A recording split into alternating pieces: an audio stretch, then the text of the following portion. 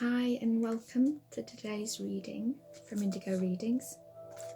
I'm Kirsten and I thought I'd have another go at a video reading today with a slightly different camera setup because I've managed to get it so you can see the cards and me as well.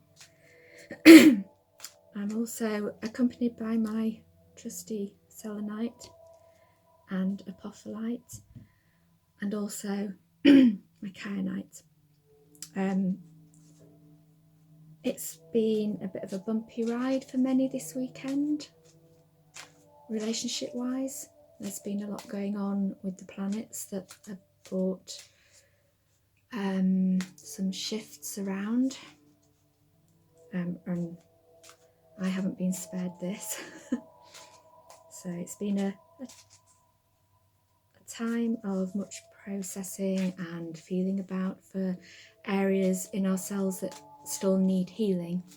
So for today's reading, I thought I would choose a beautiful deck called the Journey of Love Oracle. It's by Alana Fairchild. The images are by Razuli, and each card also has a, sorry, don't know what's going on with my throat. I'll just get a drink.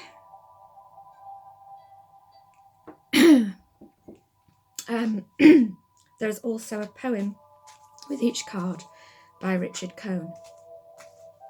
So I will read the poem if my voice lasts. Okay, so I wanted this deck because I wanted some insight from a spiritual perspective into our relationships right now and our romantic relationships, let's say.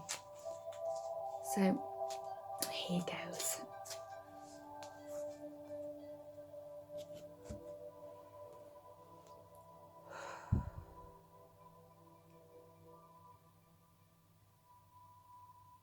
I ask today for guidance on romantic relationships for everybody watching this video in the present, the past and the future. I ask that this guidance comes in unconditional love and for the very highest good of all. What do we need to know now?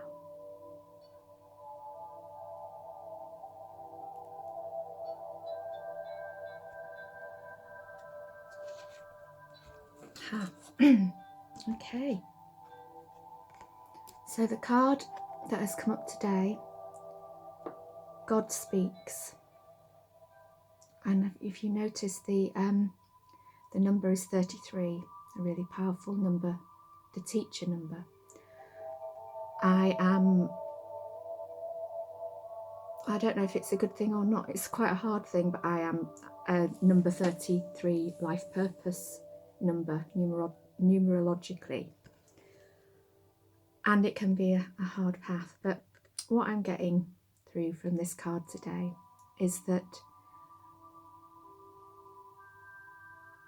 the energies, the relationship energies that are coming through are here to teach us. They're here to move us into more of who we are, and that is never an easy thing. It's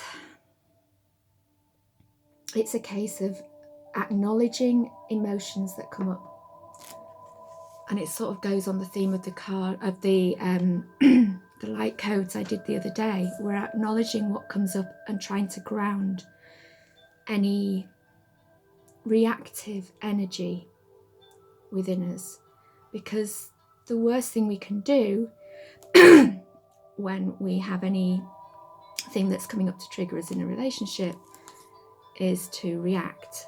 It's far better to spend some time with our own feelings and then work with those feelings to clear them,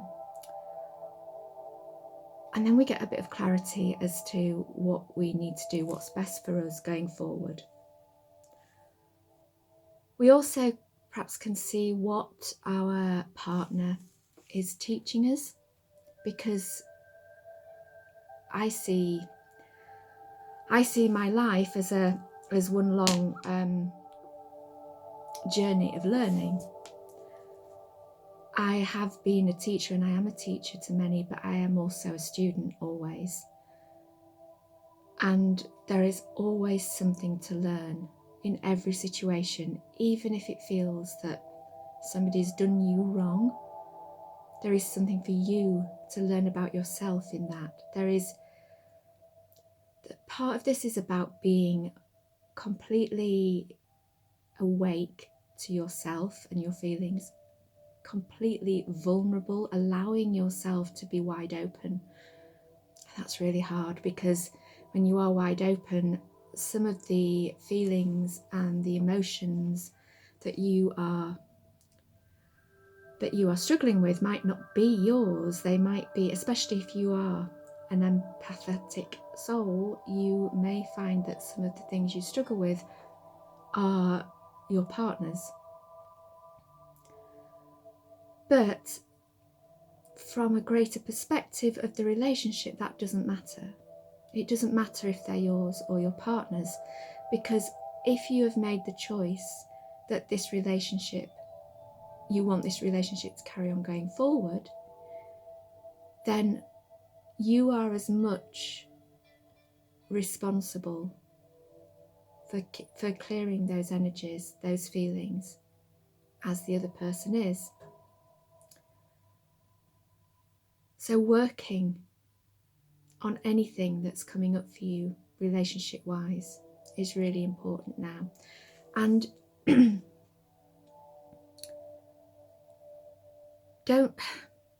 we've got to be gentle with ourselves, and we've got to be gentle with the person who may be triggering us, because if we go storming in, we're only being reactive again. But if we're gentle and if we allow ourselves the time and the space and periods of rest, because it can be quite draining, then we can get there. We can find the point of why this happened and why it's a good thing and not a bad thing at all.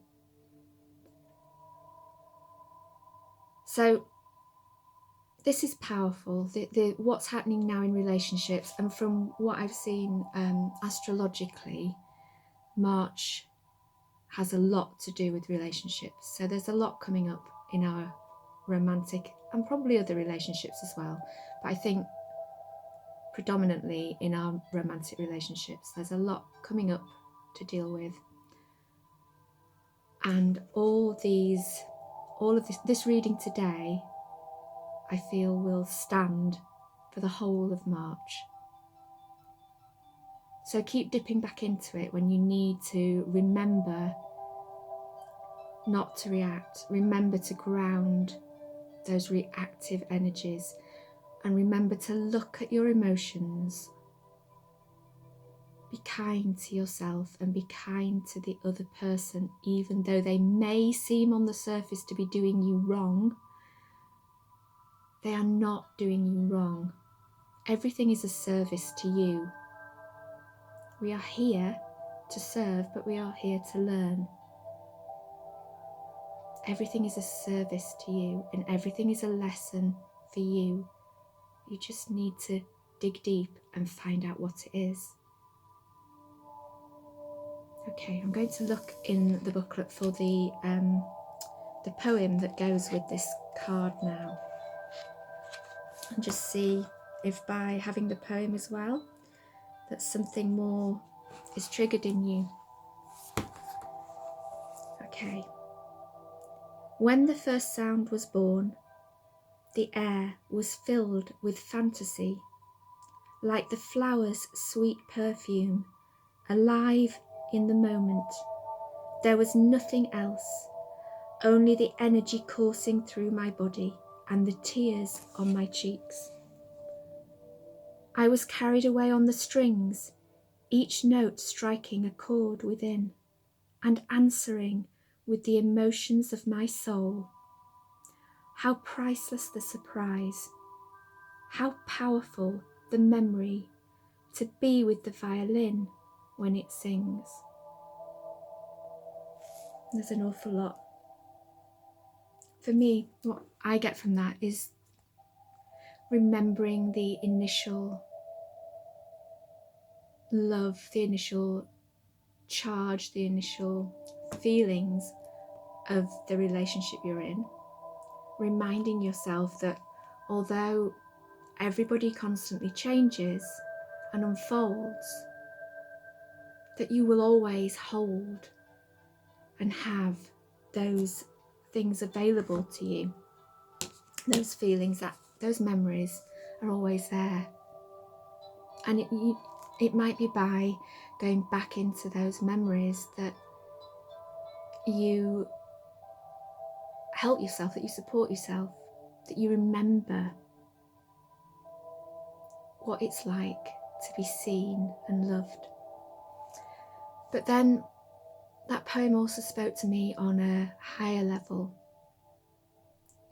the level of that connection, which is awe-inspiring and ecstatic and emotionally massive when you connect with your higher self, and through that higher self to source. There is no feeling like that feeling. And perhaps what you are being asked to remember is that although we are here experiencing as a human being, and that is part of our purpose, we also know and can experience love on a higher plane. And the human part of us, the ego, often feels that that isn't enough. But if you sit in meditation and you sit with your feelings and perhaps play yourself some gentle music and reconnect with that higher self and your angels and your guides, and ask, remember to ask, to feel seen, to feel loved, to feel supported, safe and secure. And then if you sit and allow yourself to have those things, because you are so worthy of those things, you are never without them. They're always there for you. But you do need to ask, and you do need to allow. So be with yourself.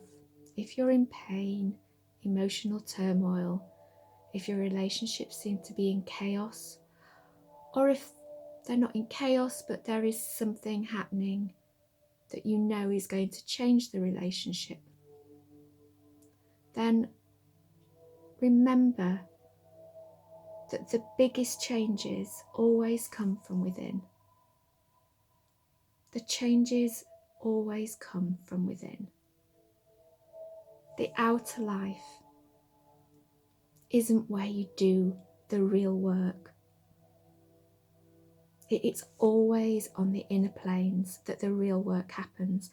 And once you have freed yourself from those emotions and gained the clarity you need, then the outer expression of what's happening comes into your outer world. It comes into the physical realm. Okay, well, I hope you get everything you need from this today. And if you have anything to share or anything to ask, then you can write in the comment section below, or you can message me. I will add the card on the page as well, so that you have it to sit with in case it brings you some other dimension of this that I haven't picked up on. Okay, thank you for being with me today. Namaste.